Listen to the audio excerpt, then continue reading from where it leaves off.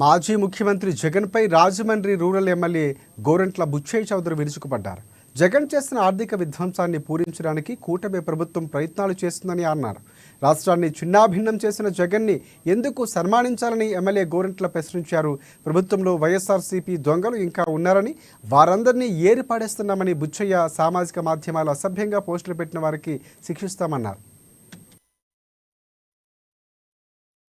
దీనివల్ల పౌరులకు రక్షణ, పౌరుల ఆస్తులకు రక్షణ, ప్రభుత్వ ఆస్తులకు రక్షణ, వక్ఫ్ ఆస్తులకు రక్షణ జరగబోతుంది. ఆడిందే ఆటగా పాడిందే పాటగా వైఎస్ఆర్ ప్రభుత్వ 5 ఏళ్లలో లక్షలాది ఎకరాలు దోచుకున్నారు. పర్యవసానంగా ఇవాళ వేలాది మాజర్లు వస్తూ ఉన్నాయి ప్రభుత్వానికి, పార్టీకి కూడా. ఎన్డీఏ ప్రభుత్వానికి వేలాదిగా మాజర్లు వస్తూ ఉన్నాయి. తమ భూములు ఎలా కబ్జా చేశారు, ఎవరు చేశారు అనేది కూడా దాని మీద సమగ్ర విచారణ చేసి శిక్షించబడేలాగా. ఇప్పటిదాకా భయం లేదు, మరి నేను చేస్తానులేని ఒక భరోసా. కోర్టుల చుట్టూ తిరుగుతూ ఉంటే ఎన్ని సంవత్సరాలైనా కేసులు పరిష్కారం కావు. జగన్మోహన్ రెడ్డి ఉదాహరణ అన్న భావన వైఎస్ఆర్ పార్టీ నాయకుల్లో ఉంది.